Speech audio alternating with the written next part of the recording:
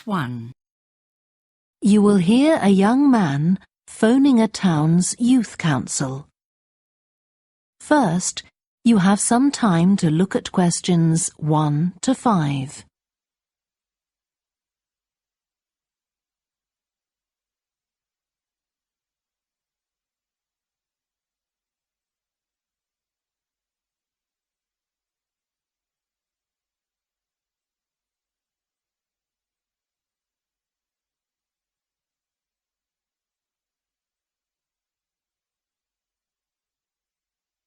Listen carefully and answer questions 1 to 5. Good morning, Youth Council. Caroline speaking. Oh, hello. I'm interested in standing for election to the Youth Council, and I was told to give you a call. That's good. Could I have your name, please? Yes, it's Roger Brown. Thank you. I'm Caroline, the Youth Council Administrator. So, do you know much about what the council does, Roger? I've talked to Stephanie. I think she's the chair of the council. That's right. And she told me a lot about it. How it's a way for young people to discuss local issues, for example, and make suggestions to the town council. That's what made me interested. Fine. Well, let me take down some of your details. First of all, how old are you? You know the council is for young people aged from 13 to 18. I've just turned 18. And where do you live, Roger? Well, that's a bit complicated. At the moment, I'm looking for a flat to rent here, so I'm in a hostel from Monday to Friday. I go back to my parents' place at the weekend. OK, so where's the best place to send you some information about the council? Oh, to my parents' address, please. That's 17 Buckley Street, Buckleigh Street, Stamford, Lincolnshire, though you don't really need the county. Oh, I know Stamford. It's a lovely town. And what's the postcode? PE9 7QT. Right, thank you. So are you working here or are you a student? I started studying at the university a couple of weeks ago, and I've got a part-time job for a few hours a week. What do you do? Well, I've done several different things. I've just finished a short-term contract as a courier, and now I'm working as a waiter in one of the big hotels. Uh-huh. That can't leave you much time for studying. Oh, it's not too bad. I managed to fit it all in. What are you studying? My ambition is to go into Parliament eventually, so my major subject is politics. That's partly why I think the Youth Council is important and want to be a part of it. And I suppose you're also taking a minor subject, aren't you? I know a lot of people study economics too. I chose history. To be honest, I'm not finding it as interesting as I expected. Before you hear the rest of the phone call, you have some time to look at questions 6 to 10.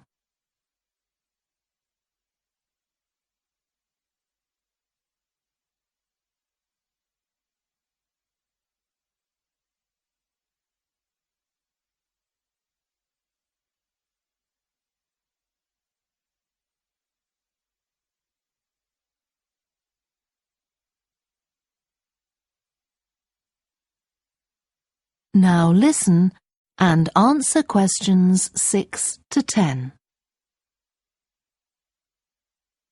OK, so with your studying and your part-time job, do you have time for any other interests or hobbies? Well, I spend quite a lot of time cycling, both around town to get to university and to work, and also long distance, from here to London, for instance. That's pretty impressive. Anything else? For relaxation, I'm also keen on the cinema. I used to go at least once a week, but I can't manage to go so often now. Right. Are you sure you'll have enough time for the Youth Council? Yes, I've worked out that I can afford to reduce my hours at work, and that will make the time. So is there any particular aspect of the Youth Council's work that appeals to you, Roger? Well, my sister is blind, so I'm particularly interested in working with disabled young people to try and improve the quality of their lives. That's great.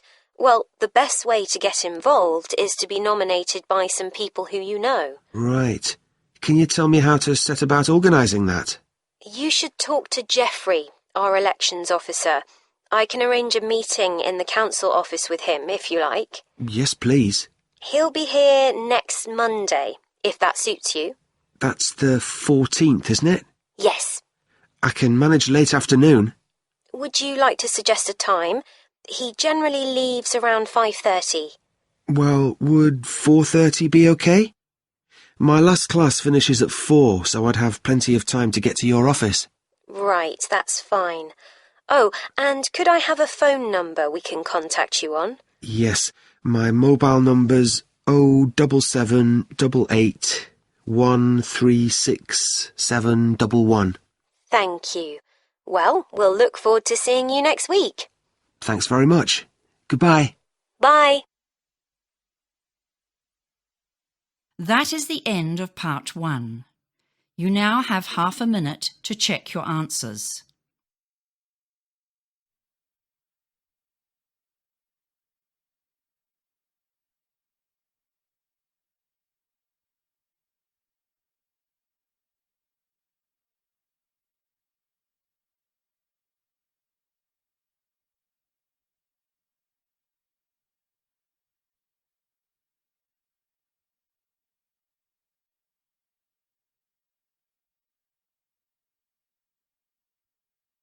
Now turn to part 2. Part 2. You will hear a woman who works in a theatre talking to 2 new staff members on their first day of work. First, you have some time to look at questions 11 to 16.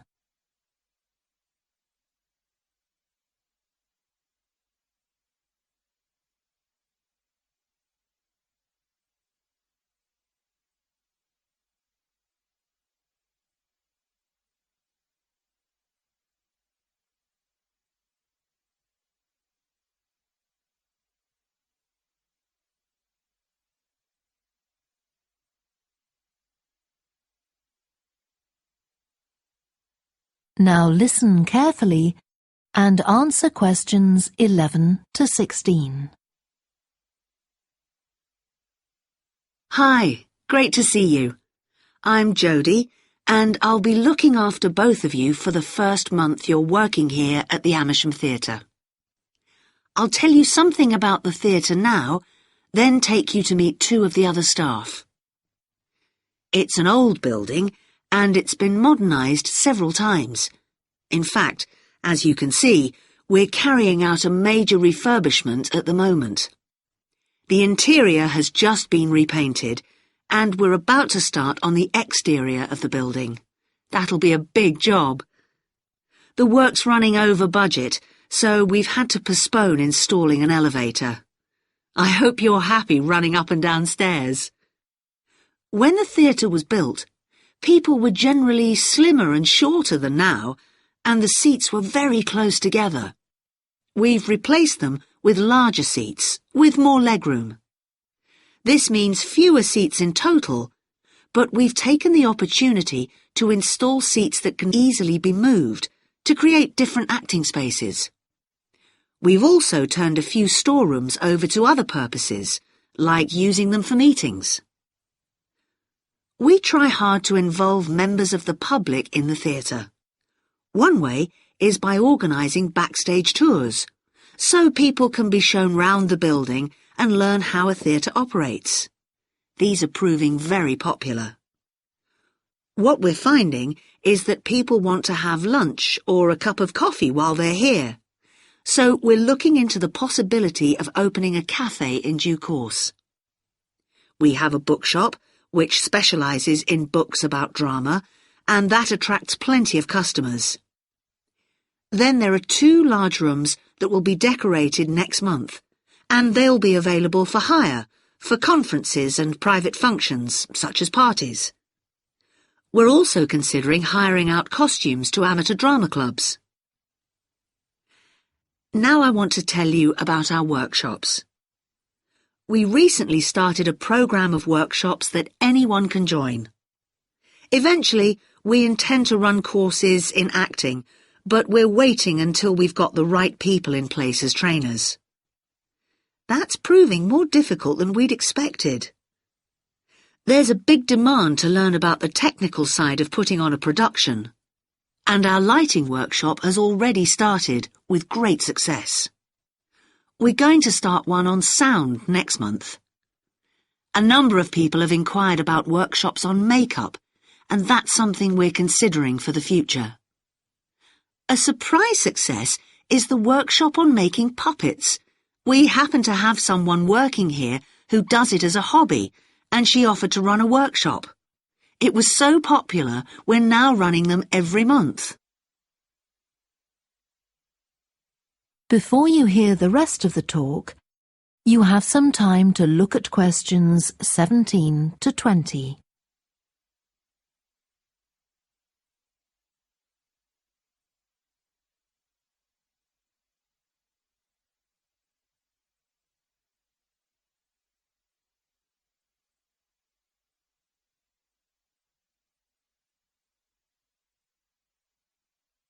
Now listen and answer questions 17 to 20. Now, a word about the layout of the building. The auditorium, stage and dressing rooms for the actors are all below ground level. Here on the ground floor, we have most of the rooms that the public doesn't see. The majority are internal, so they have windows in the roof to light them. Standing here in the foyer, you're probably wondering why the box office isn't here, where the public would expect to find it. Well, you might have noticed it on your way in. Although it's part of this building, it's next door, with a separate entrance from the road. For the theatre manager's office, you go across the foyer and through the double doors. Turn right, and it's the room at the end of the corridor, with the door on the left. The lighting box is where the computerized stage lighting is operated, and it's at the back of the building. When you're through the double doors, turn left, turn right at the water cooler, and right again at the end. It's the second room along that corridor. The lighting box has a window into the auditorium, which of course is below us. The artistic director's office is through the double doors, turn right, and it's the first room you come to on the right-hand side. And finally, for the moment, the room where I'll take you next, the relaxation room. So, if you'd like to come with me. That is the end of part 2. You now have half a minute to check your answers.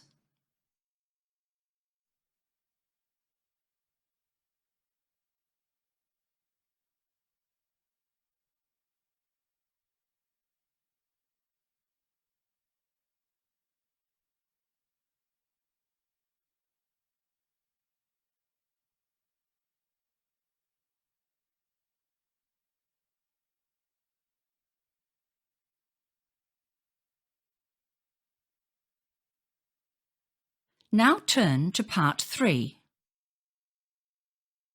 Part 3. You will hear two biology students called Helen and Colin talking about the report they are writing on their recent field trip to a seaside area called Rocky Bay. First, you have some time to look at questions 21 to 26.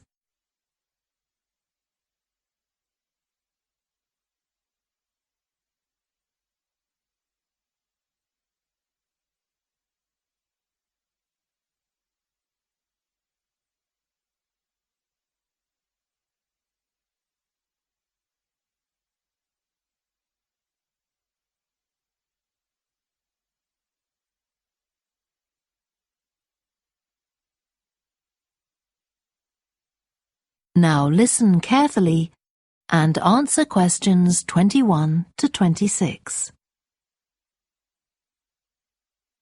I've brought my notes on our biology field trip to Rocky Bay, Colin, so we can work on our report on the research we did together. OK. I've got mine too. Let's look at the aims of the trip first. Right. What did you have? I just put something about getting experience of the different sorts of procedures used on a field trip. But we need something about what causes different organisms to choose particular habitats. I agree. And something about finding out how to protect organisms in danger of dying out. In our aims? But we weren't really looking at that. I suppose not. OK, now there's the list of equipment we all had to bring on the field trip. What did they tell us to bring a ruler for? It was something about measuring the slope of the shore. But of course we didn't need it because we were measuring wind direction and we'd brought the compass for that. But not the piece of string to hold up in the air. Didn't Mr. Blake make a fuss about us leaving that behind? Yeah, he does go on. Anyway, it was easy to get one from another of the students. Now, the next section's the procedure. I sent you the draft of that. Yeah, it was clear, but I don't think we need all these details of what time we left and what time we got back and how we divided up the different research tasks. OK, I'll look at that again. Then we have to describe our method of investigation in detail. So let's begin with how we measured wave speed. I was surprised how straightforward that was. I'd expected us to have some sort of high-tech device, not just stand there and count the number of waves per minute. Not very precise, but I suppose it was good enough. But the way we measured the amount of salt was interesting. In the water from the rock pools? Yeah. Oh, I wanted to check the chemicals we used in the lab when we analysed those samples. Was it potassium chromate and silver nitrate? That's right. OK. And we need the map of the seashore. You just left that to me. And I had to do it while the tide was low. Well, that was OK, but the place I started it from was down on the beach. Then I realised I should have gone up higher to get better visibility, so I had to start all over again. But at least I'd got the squared paper, or I'd have had problems drawing it all to scale. Yeah, it looks good. We could get a map of the region off the internet and see if we need to make any changes. I had a look, but I couldn't find anything. But you took some pictures, didn't you? Yeah, I'll email you them if you want. OK. I'll make my amendments using those. Then I can scan it into our report. Great. Before you hear the rest of the discussion, you have some time to look at questions 27 to 30.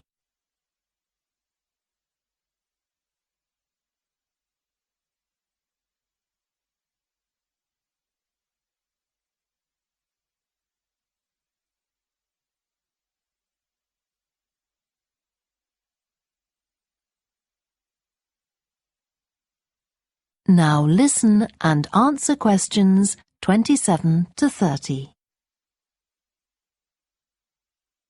Now, when we get to our findings, I thought we could divide them up into the different zones we identified on the shore and the problems organisms face in each zone. So for the highest area... The splash zone? Yeah. We found mostly those tiny shellfish that have strong hard shells that act as protection.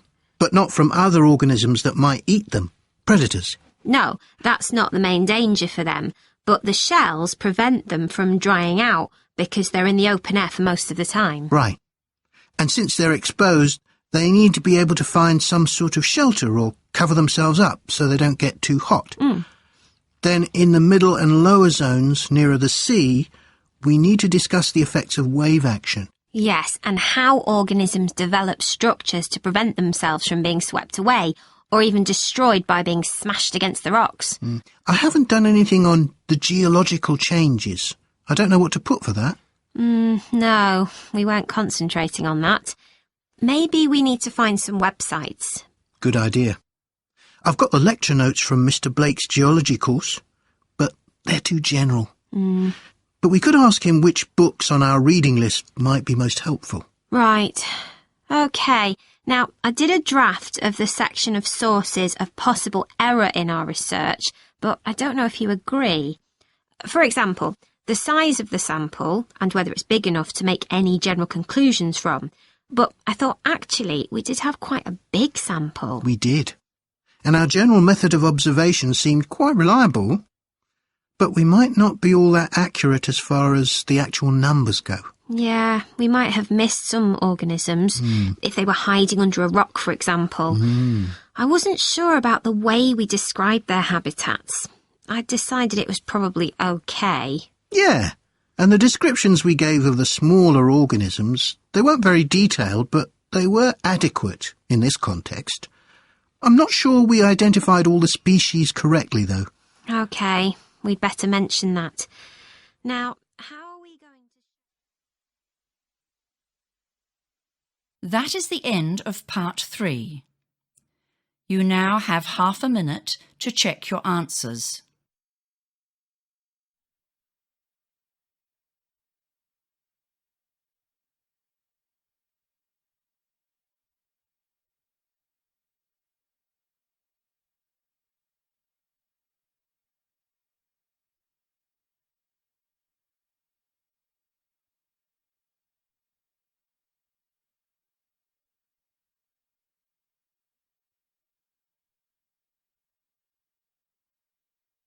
Now turn to part 4.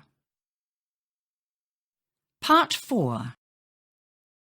You will hear part of a lecture to students of architecture about the design of a public building. First, you have some time to look at questions 31 to 40.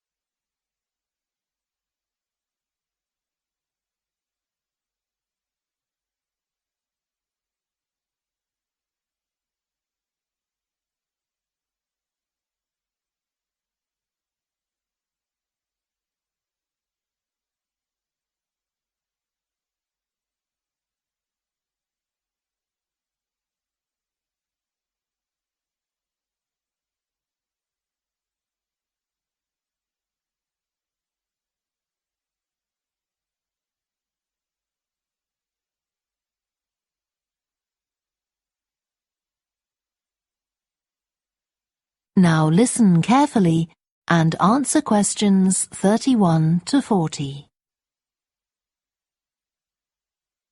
We've been discussing the factors the architect has to consider when designing domestic buildings. I'm going to move on now to consider the design of public buildings, and I'll illustrate this by referring to the new Taylor Concert Hall that's recently been completed here in the city.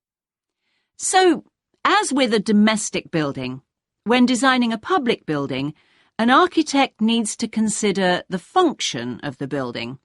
For example, is it to be used primarily for entertainment, or for education, or for administration? The second thing the architect needs to think about is the context of the building. This includes its physical location, obviously, but it also includes the social meaning of the building, how it relates to the people it's built for.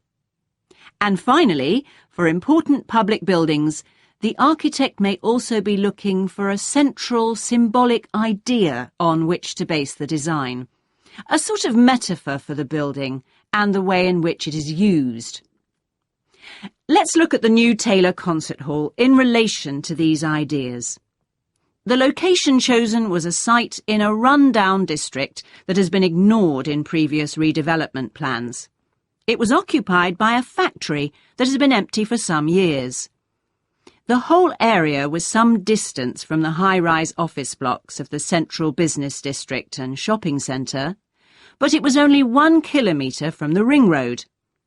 The site itself was bordered to the north by a canal, which had once been used by boats bringing in raw materials when the area was used for manufacturing. The architect chosen for the project was Tom Harrison. He found the main design challenge was the location of the site in an area that had no neighbouring buildings of any importance. To reflect the fact that the significance of the building in this quite run-down location was as yet unknown, he decided to create a building centred around the idea of a mystery, something whose meaning still has to be discovered. So, how was this reflected in the design of the building? Well, Harrison decided to create pedestrian access to the building and to make use of the presence of water on the site. As people approach the entrance, they therefore have to cross over a bridge. He wanted to give people a feeling of suspense as they see the building first from a distance and then close up. And the initial impression he wanted to create from the shape of the building as a whole was that of a box. The first side that people see, the southern wall, is just a high, flat wall uninterrupted by any windows. This might sound off-putting, but it supports Harrison's concept of the building, that the person approaching is intrigued and wonders what will be inside. And this flat wall also has another purpose. At night time, projectors are switched on, and it functions as a huge screen onto which images are projected.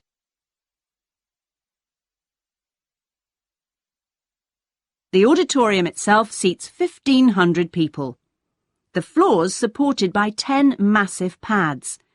These are constructed from rubber, and so are able to absorb any vibrations from outside and prevent them from affecting the auditorium. The walls are made of several layers of honey-coloured wood, all sourced from local beech trees.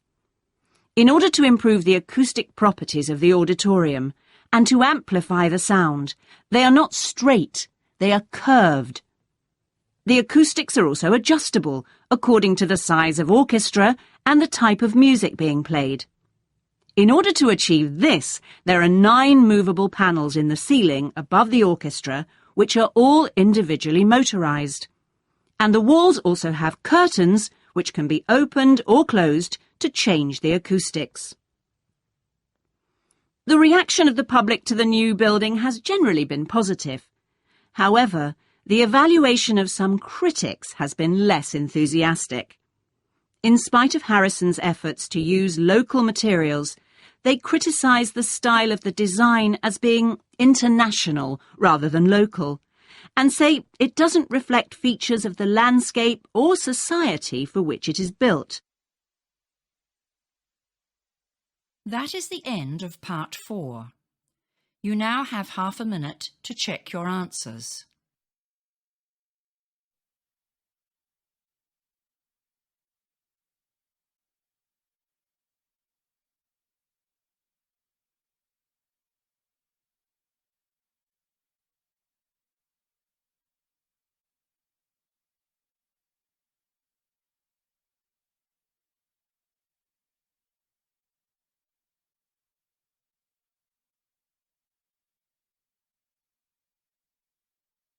That is the end of the listening test.